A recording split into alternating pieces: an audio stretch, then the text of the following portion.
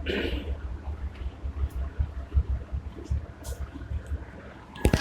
Dear students, good morning all of you. કેમ છો બધા? મજામાં? ચાલો, ચેપ્ટર નંબર 11નો ત્રીજો લેક્ચર. લાસ્ટ લેક્ચરમાં આપણે થર્મલ એક્સપાન્શન ચાલુ કર્યું હતું. થર્મલ એક્સપાન્શનનો બાળકો બીજો ભાગ, બરોબર. થર્મલ એક્સપાન્શનમાં એટલે કે ભાઈ ઉષ્મીય પ્રસરણમાં આપણે બે વસ્તુ વિશે વાત કરી હતી, રેખીય પ્રસરણ અને કદ પ્રસરણ. ચાલો, આજના લેક્ચરમાં એનો ત્રીજો પ્રકાર થર્મલ એક્સપાન્શનનો થર્ડ ટાઈપ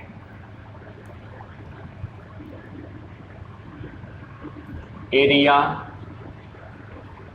એક્સપાન્શન.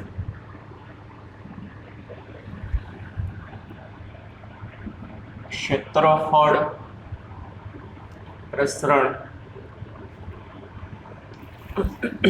આનો બહુ ઓછો યુઝ આવશે, પણ આપણે જોઈ લઈએ. માની લ્યો કોઈક પ્લેટ,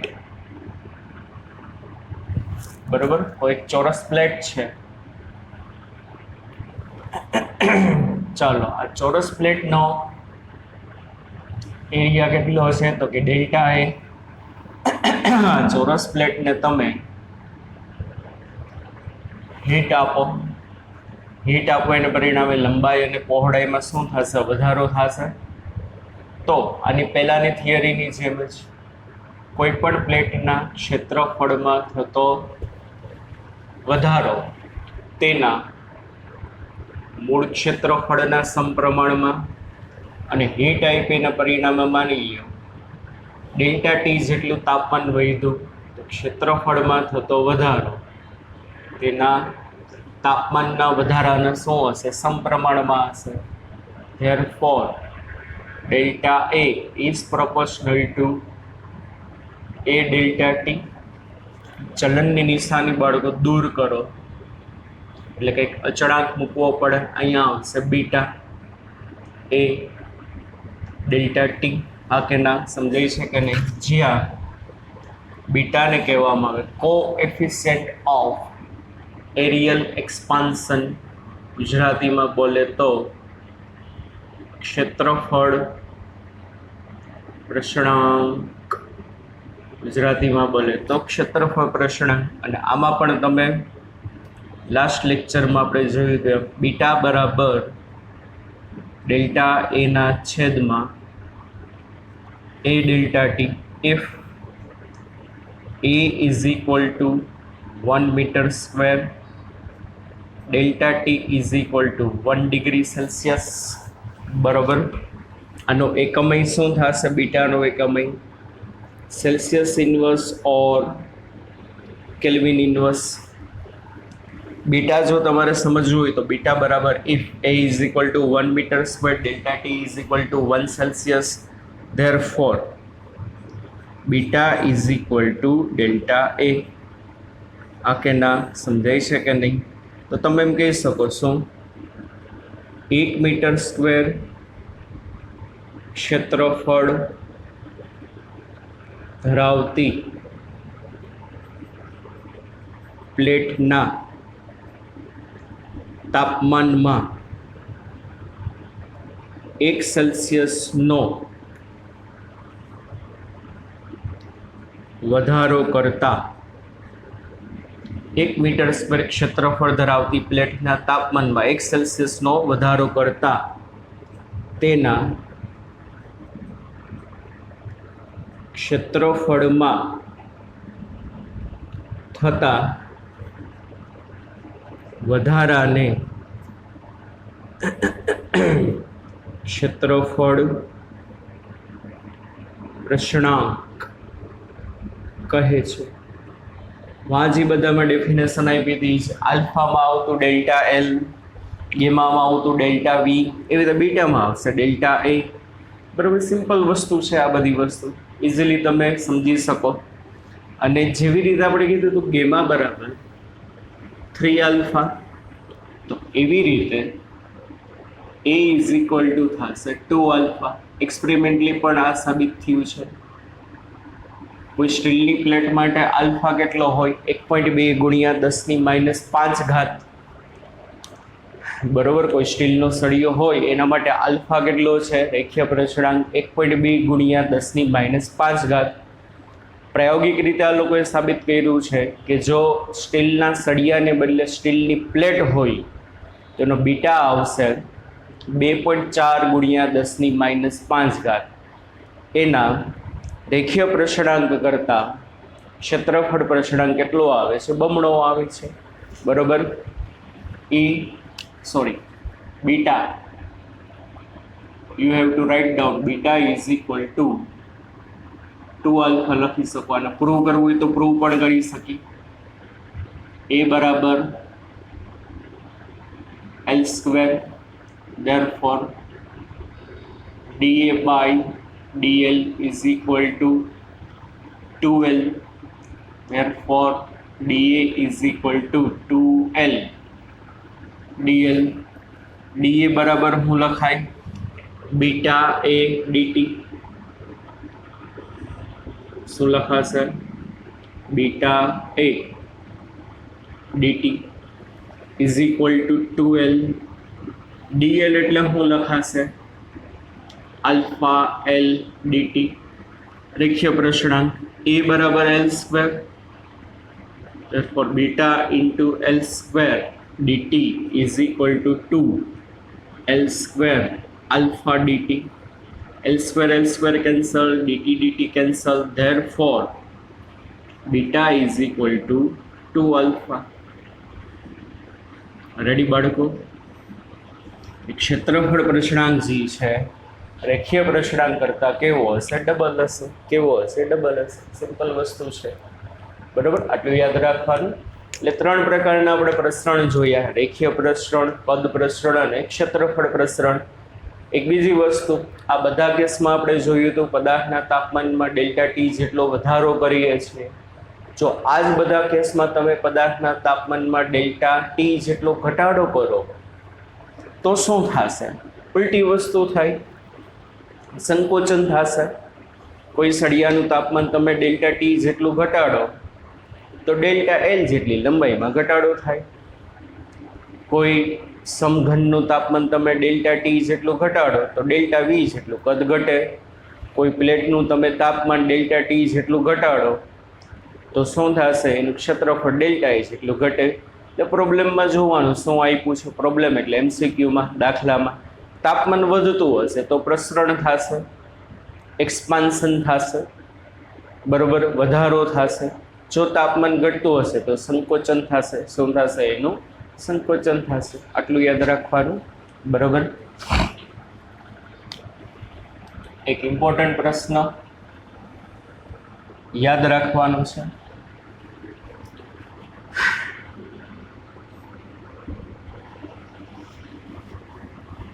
For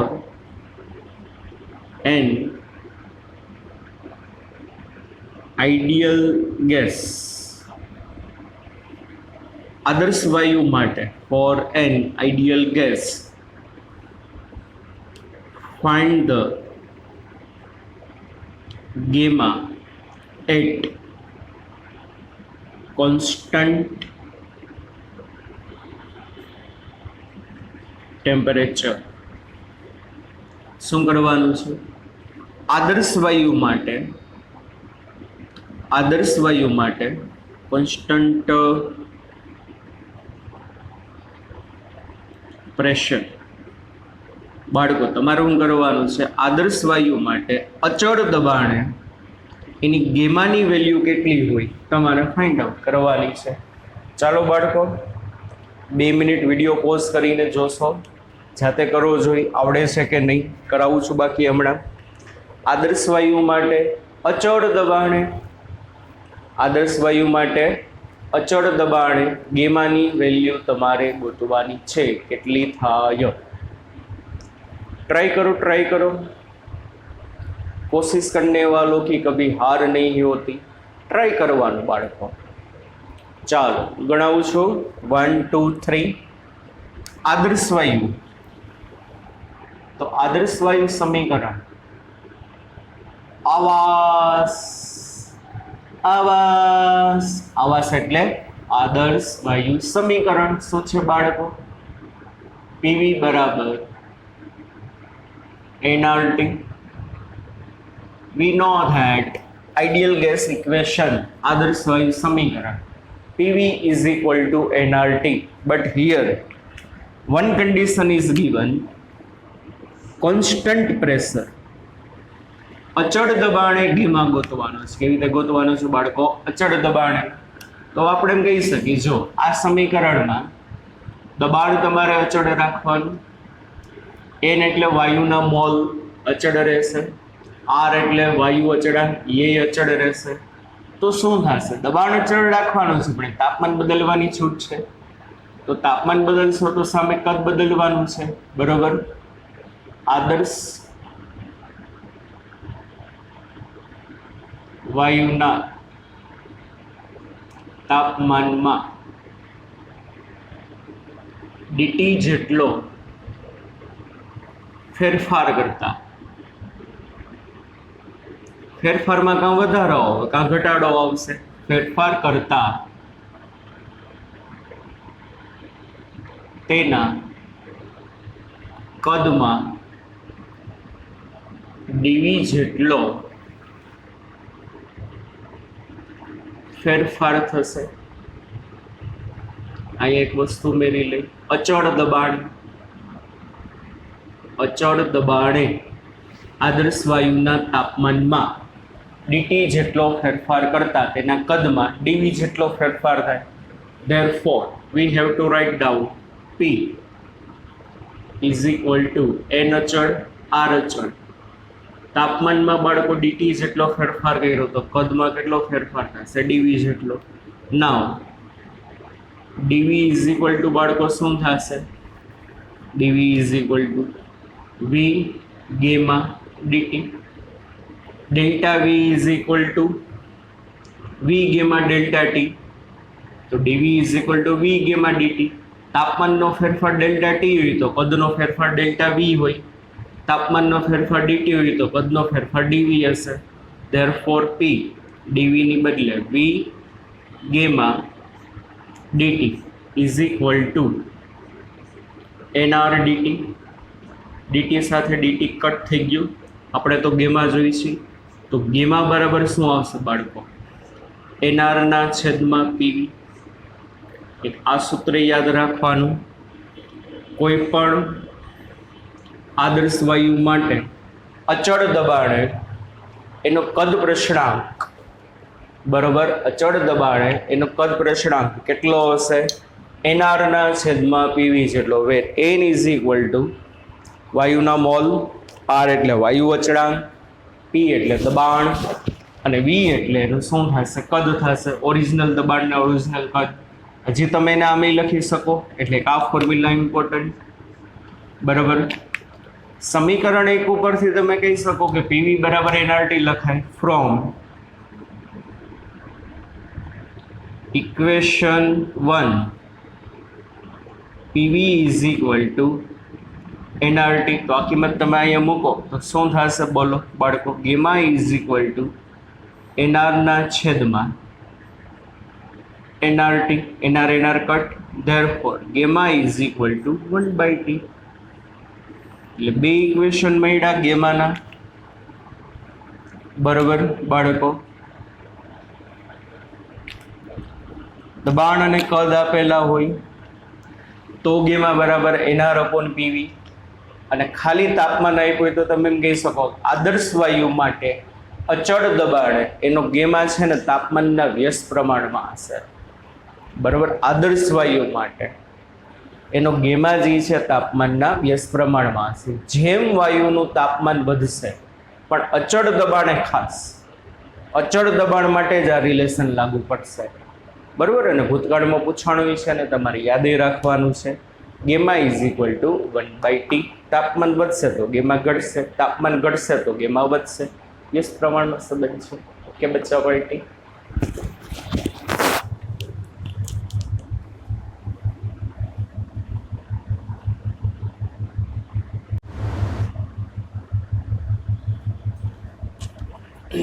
ચાલો આગળ નવો ટોપિક.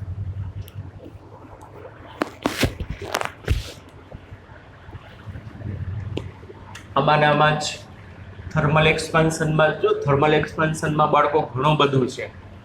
પછી કાલના લેક્ચરમાં આપણે થર્મલ એક્સપાન્શન ચાલશે.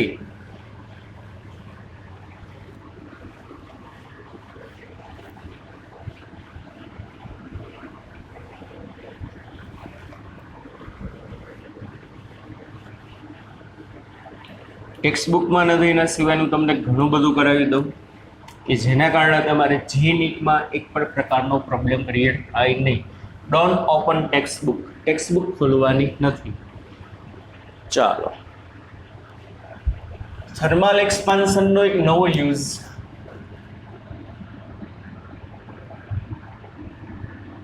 આઈ થિંક કેમિસ્ટ્રીમાં આવી ગયું હશે. પાણીનું અનિયમિત પ્રસરણ. પાણીનું અનિયમિત પ્રસરણ, irregular expansion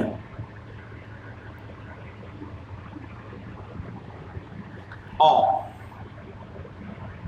water.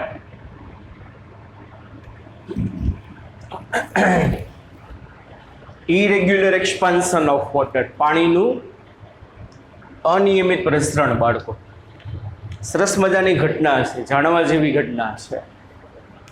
તમે જોશો ને છોકરાઓ, તો ઠંડા પ્રદેશો જે હશે, દાખલા તરીકે આપણે કાશ્મીર વેલીની જ વાત કરી. કાશ્મીરમાં છાપામાં તમે ઘણી વખત વાંચો છો કે ભાઈ શિયાળાની સિઝન ચાલુ થશે ત્યારે અહીંયા ડાલ લેક છે. તો ડાલ લેક જે છે એમાં બરફ જામી જાય છે. તો એ કોને કારણે? પાણીના અનિયમિત પ્રસરણના કારણે. તો કે સર એમાં શું વરી, પાણી ઠંડુ પાડો તો બરફ બનવાનો જ છે. અરે ભાઈ, બધી વસ્તુ બરોબર છે, પાણી તમે ઠંડુ પાડો તો બરફ બનવાનો જ છે, પણ એ સરોવરમાં જે બરફ જામી જાય છે, આખું સરોવર બરફ નથી બનતું. ઉપરનું અમુક લેયર જે છે, અમુક લેયર શું થાય, બરફ બને. નીચે તો બધું પાણી જ હોવાનું છે. એન્ટાર્કટિકામાં તમે જાઓ, નોર્થ પોલ ઉપર જઈને તમે જુઓ, એન્ટાર્કટિકામાં ઘણી વાર ડિસ્કવરીમાં તમે વિડીયો બધા જોતા હશો કે ભાઈ એન્ટાર્કટિકા જે છે ઉપરના ઉત્તર ધ્રુવ પાસે જે સરોવર હશે, નદીઓ હશે, તળાવ હશે, એમાં ઉપરનું લેયર બરફ જામી ગયું હોય. પણ તમે ઘણી વખત જોશો ડિસ્કવરીમાં વિડીયો તમે જોતા હો તો ખાડો પડે તો અંદર પાણી જ હશે. આખો જથ્થો બરફ બનતો નથી. Why? Due to irregular expansion of the water. તમે બાળકો ઘણી વખત આપણા ઘરે તમે એક્સપેરિમેન્ટ કરીને જોઈ શકો. કોઈ તપેલીમાં તમારે પાણી ભરવાનું અને ફ્રીઝરમાં મૂકી દેવાનું. બરફનું જે આ કોઈ કમ્પાર્ટમેન્ટ નોખો આવે એમાં થોડી વાર પછી તમે બાળકો જોશો ને તો ઉપર એક પાતળું બરફનું લેયર જામી ગયું હશે. તમે એમાં આંગળી ડૂબાડશો ને ચક એટલે તૂટી જાય, પણ નીચે તો પાણી જ હશે. અમુક કલાકો સુધી તમે જો એને ઠંડુ પાડો તો નો ડાઉટ તો આખો જથ્થો બરફ બની જાય. તપેલીમાં તમે પાણી મૂકો, કોઈ પાત્રમાં પાણી મૂકો, પણ થોડીક વાર, અડધી કલાક, પોણી કલાક માટે તમે એને ફ્રીઝરમાં મૂકી દો તો ઉપર એક પાતળું એવું લેયર બરફનું જામી ગયું હશે, એકદમ પાતળું એવું. જો તમે માંગડી ડૂબાડશો તો ચુક એટલે બરફનું પડ તૂટી જશે, નીચે પાણી જશે. This is all phenomena is due to irregular expansion of the water. પાણીનું અનિયમિત પ્રસરણ. એવું બધું શું વસ્તુ છે જોવામાં? આઈ થિંક કેમિસ્ટ્રીમાં આવ્યું હશે, બટ આઈ ડોન્ટ નો આવ્યું છે કે નહીં. જૂના સિલેબસમાં તો હતું, નવા સિલેબસમાં ખબર નહીં આવે છે કે નહીં. તમને ખબર છે બાળકો કે હમણાં જ આપણે જોયું કે કોઈ પણ વસ્તુનું તમે તાપમાન વધારશો એટલે એના કદમાં વધારો થાય કન્ટિન્યુઅસલી. તાપમાન વધારો એટલે એનું કદ વધે, અને સામે તમે એનું તાપમાન ઘટાડશો એટલે એનું સંકોચન થાય, કદ ઘટશે. તો પાણી માટે તમે બચ્ચા સ્પાર્ટીસ, પાણી માટે તમે વોલ્યુમ વર્સિસ ટેમ્પરેચરનો તમે ગ્રાફ લ્યો તો શું થાય છે? કદ વિરુદ્ધ તમે તાપમાનનો જો તમે બાળકો આલેખ જોશો ને તો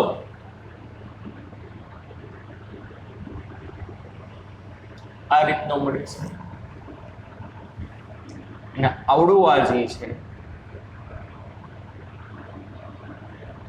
4 ડિગ્રી સેલ્સિયસ, કયું છે 4 ડિગ્રી સેલ્સિયસ. 4 ડિગ્રી સેલ્સિયસે કદ વિરુદ્ધ તાપમાનનો જે આલેખ છે એમાં જોવો જોઈએ એનું કદ કેવું હશે? મિનિમમ હશે એનું વોલ્યુમ, કારણ કે વોલ્યુમ માટે નીચામાં નીચો પોઈન્ટ છે, એના કરતાં નીચે કંઈ પોઈન્ટ નથી. બાકી આમ જાઓ તો zoom zoom zoom zoom volume વધે, આમ જાઓ તો zoom zoom zoom zoom volume વધે. તો શું થાય છે જોવો બાળકો, સરખું તાપમાન વધે છે, કદ વધે છે. ઉલટું તમે વિચારી શકો, માની લ્યો અહીંયા પાણીનું તાપમાન 10 હતું, અહીંયા પાણીનું તાપમાન 8 હતું, અહીંયા પાણીનું તાપમાન 5 હતું.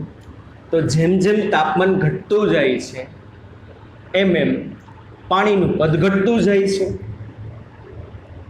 હવે 4 ડિગ્રી સેલ્સિયસ કરતાં જો તમે તાપમાન ઘટાડો તો સામાન્ય પદાર્થ હોય તો એનો આલેખ હજી આમ નીચે જ આવશે. સામાન્ય પદાર્થ માટે આલેખ આમ નીચે જ આવશે. આ 4 ડિગ્રી સેલ્સિયસ તાપમાન કરતાં પણ જો તમે તાપમાન ઘટાડશો ને તો એનું વોલ્યુમ કન્ટિન્યુઅસલી શું થતું જશે બાળકો? ઘટતું જશે. પણ પાણીમાં શું થાય છે? પાણીનું તાપમાન તમે જેમ જેમ જેમ જેમ જેમ ઘટાડતા જાઓ તેમ તેમ તેમ તેમ એનું કદ ઘટે છે. તાપમાનના ઘટાડા સાથે પાણીનું કદ ઘટે છે, પણ પાણીનો આ ગુણધર્મ 4 ડિગ્રી સેલ્સિયસ સુધી જ છે. તાપમાન ઘટે, કદ ઘટે, તાપમાન ઘટે, કદ ઘટે, તાપમાન ઘટે, કદ ઘટે. પણ પાણીની આ પ્રોપર્ટી 4 ડિગ્રી સેલ્સિયસ તાપમાન સુધી જ છે. જો 4 ડિગ્રી સેલ્સિયસ કરતાં તમે એનું તાપમાન ઘટાડો તો કદ ઘટવું જોઈએ. પણ કદ ઘટવાને બદલે જોવો જોઈએ બાળકો, આ માની લો 3 ડિગ્રી, તો 3 ડિગ્રી સેલ્સિયસ શું થયું? કદ ઘટવાને બદલે પાછું કદ વધ્યું. આ માની લ્યો 2 ડિગ્રી, 2 ડિગ્રી એ શું થવું જોઈએ? કદ ઘટવું જોઈએ, પણ કદ શું થઈ ગયું? વધ્યું. This is known as irregular expansion of the water. તાપમાનના ઘટાડા સાથે કદ ઘટવું જોઈએ, પરંતુ પાણી આ ગુણધર્મ 4 ડિગ્રી સેલ્સિયસ સુધી ધરાવે છે. જો પાણીનું તમે તાપમાન 4 ડિગ્રી સેલ્સિયસ કરતાં ઘટાડો તો કદ એનું ઘટવાને બદલે કદ વધવાનું ચાલુ થાય.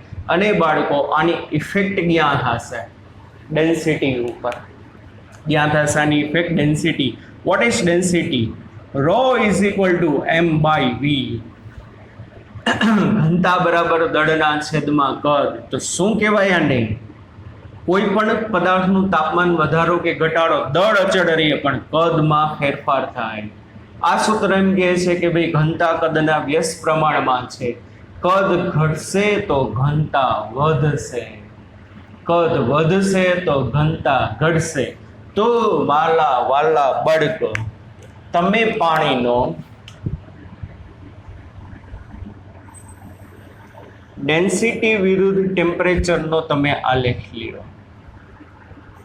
ડેન્સિટી વિરુદ્ધ ટેમ્પરેચરનો તમે જો આલેખ લેશો ને તો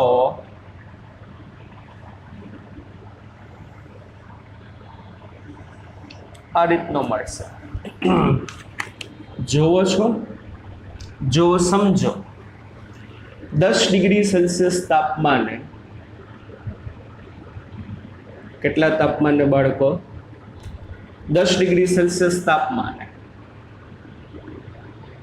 પાણીનું કંઈક કદ હતું અને એ જ તાપમાને પાણીની કંઈક ઘનતા છે. પછી 8 ડિગ્રી સેલ્સિયસ તાપમાને, કયા તાપમાને બચ્ચા બાલ્ટી? 8 ડિગ્રી સેલ્સિયસ તાપમાને તાપમાન ઘટાડ્યું તો કદ ઘટ્યું. પણ કદ ઘટ્યું તો 10 ડિગ્રી સેલ્સિયસ તાપમાને જે ઘનતા હતી ને એના કરતાં 8 ડિગ્રી સેલ્સિયસ તાપમાને ઘનતા વધવાની જ છે, કારણ કે કદ ઘટે એટલે ડેન્સિટી વધશે. એટલે હવે તમે આ સમજી શકો છો કે ભાઈ તાપમાન ઘટાડો છો એમ વોલ્યુમ ઘટતું જાય છે, ડેન્સિટી શું થતી જાય છે, વધતી જાય છે. At 4 degree Celsius temperature, at 4 degree Celsius temperature તમે આલેખ ઉપર જે જોઈ શકો છો કે વોલ્યુમ મિનિમમ છે, બટ ડેન્સિટી ઇઝ મેક્સિમમ. કે ઘનતા કેવી છે? મહત્તમ છે. હોય જ નહીં, કદ લઘુત્તમ હોય તો ઘનતા કેવી હોવાની છે? મહત્તમ. એટ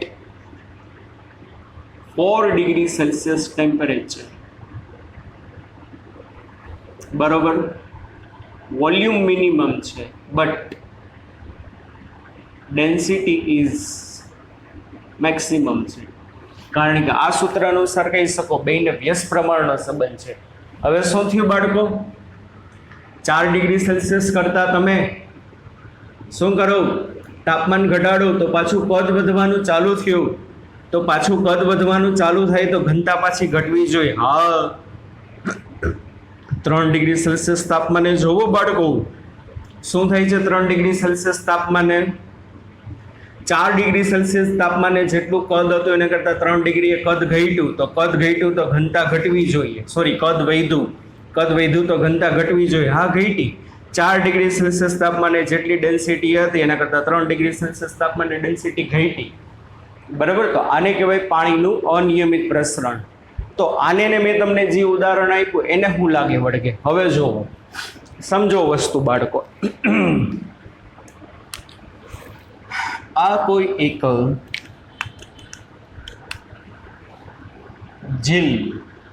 झील सी तुम्हारी आंखें हमें मदहोश कर देती है. ई झील अथवा तो શું કહેવાય સરોવર છે, ઠંડા પ્રદેશોમાં આવેલ. કયા પ્રદેશોમાં? ઠંડા પ્રદેશોમાં આવેલ સરોવર. બરોબર. ઝુમ. હવે આ બધા ઠંડા પ્રદેશોમાં આવેલા સરોવરના બધા અલગ અલગ સ્તર છે અને આ સરોવરમાં નાના નાના બધા જળચર જીવો રહેતા હશે. દાખલા તરીકે એક માછલી છે. મછલી જલકી રાની હે. આવતું હતું કે ના? આપણે મછલી જલકી રાની હે. ચાલો હવે શું થાય જો સમજો. શિયાળાની શરૂઆત થાય તો શિયાળાની શરૂઆત થશે એને પરિણામે આ જે વાતાવરણ છે, એટમોસ્ફિયર, એ ઠંડુ હશે. એટલે વાતાવરણ એક એટમોસ્ફિયર ઠંડુ છે એટલે જેમ જેમ શિયાળો વધતો જશે તેમ તેમ ટેમ્પરેચર ડાઉન થશે. માની લો બાળકો, શિયાળાની શરૂઆત થઈ ત્યારે આ સરોવરનું ટેમ્પરેચર 10 ડિગ્રી સેલ્સિયસ હતું. હવે સરોવરની આ જે ઉપલી સપાટી છે બાળકો, સરોવરની જે ઉપલી સપાટી છે બાળકો, ડાયરેક્ટલી વાતાવરણના કોન્ટેક્ટમાં છે. એને પરિણામે શું થશે? એને પરિણામે કે ભાઈ તાપમાન ઘટે છે એટલે આની એનર્જી ઘટશે અને તાપમાન ઘટવાને કારણે 10 ડિગ્રી સેલ્સિયસ તાપમાન હતું, શિયાળો ધીમે ધીમે વધવા માંડ્યો. તો તાપમાન ઘટવાને કારણે કદ ઘટશે આ સ્તરનું. પણ આ સ્તરનું જો કદ ઘટે તો ρ બરાબર m/v સૂત્ર અનુસાર કદ ઘટ્યું તો ડેન્સિટી વધી. તો બનશે શું? બાજુના બે સ્તર વચ્ચે કંઈક ઘનતાનો તફાવત ઉત્પન્ન થાય. કારણ કે ઠંડી એનર્જી જે આવશે ડાયરેક્ટલી ઉપરના સ્તરને મળે, બીજા સ્તરને ના મળે. તો સૌ પ્રથમ ઉપરનું સ્તર ઠંડુ થાય. તો ઉપરનું સ્તર ઠંડુ થાય તો આનું કદ ઘટે. આનું કદ ઘટે તો એની ડેન્સિટી વધશે. એટલે ઉપરના સ્તરની ડેન્સિટી વધુ છે, નીચેના સ્તરની ડેન્સિટી, માની લેવાનું તાપમાન 10 માંથી થયું 8, પણ આનું તાપમાન તો હજી 10 નું 10 જ છે. ઉપરનું સ્તર ડાયરેક્ટ વાતાવરણના કોન્ટેક્ટમાં છે એટલે ઠંડુ પડે એટલે એનું તાપમાન ઘટ્યું એટલે કદ ઘટ્યું. પણ અહીં લગે હજી ઠંડી એનર્જી નથી પહોંચી. તો આનું કદ ઘટ્યું તો આની ડેન્સિટી વધે, એટલે ઉપલા સ્તરની ડેન્સિટી વધુ છે. 10 ડિગ્રીએ તમે ડેન્સિટી જોવો તો કેવી હશે? ઓછી. એટલે આ બે વચ્ચે ડેન્સિટીનો તફાવત ઉત્પન્ન થાય, એને પરિણામે ઉપલા સ્તરની ડેન્સિટી વધુ, નીચલા સ્તરની ડેન્સિટી ઓછી. વધુ ઘનતાવાળું પ્રવાહી ઉપર ન રહી શકે, એટલે શું થશે? ગુરુત્વાકર્ષણ બળની અસર હેઠળ આ સ્તર નીચે જાય અને ઉત્પ્લાવક બળની અસર હેઠળ આ સ્તર ઉપર આવે. આ સ્તર નીચે જાય, આ સ્તર ક્યાં આવશે બાળકો? ઉપર આવે. એને પરિણામે શું થશે? હવે તમે સમજો બાળકો, ધીમે ધીમે ધીમે ધીમે ઉપરથી સ્તરો ઠંડા થાય, ઠંડા થાય એટલે એનું કદ ઘટે, કદ ઘટે એટલે ડેન્સિટી વધે અને વધુ ડેન્સિટી વાળા સ્તર નીચે આવે અને નીચેના ઓછી ડેન્સિટી વાળા સ્તર ઉપર આવે. તો હવે આ સ્તર ઉપર આવશે તો હવે એના ભેગી ઘટના બનશે, એનું તાપમાન ઘટે, એનું તાપમાન ઘટે એટલે શું થાય?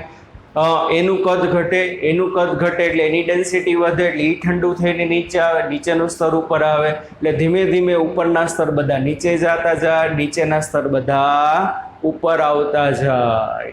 એને પરિણામે બાળકો એક સમય એવો આવે, એક સમય એવો આવે, કેવો આવે? એવો આવે કે